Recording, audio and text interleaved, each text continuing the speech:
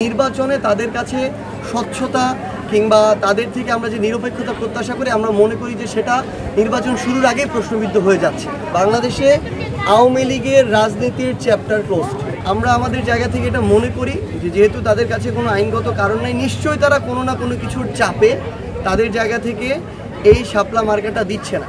এবং এই অভ্যুত্থান পরবর্তী বাংলাদেশে নির্বাচন কমিশনের মতো একটা স্বাধীন প্রতিষ্ঠান যদি চাপের কাছে একটা মার্কা দেওয়া নিয়ে পরাজিত হয়, তাহলে নির্বাচনে তাদের কাছে স্বচ্ছতা কিংবা তাদের থেকে আমরা যে নিরপেক্ষতা প্রত্যাশা করি আমরা মনে করি যে সেটা নির্বাচন শুরুর আগেই প্রশ্নবিদ্ধ হয়ে যাচ্ছে।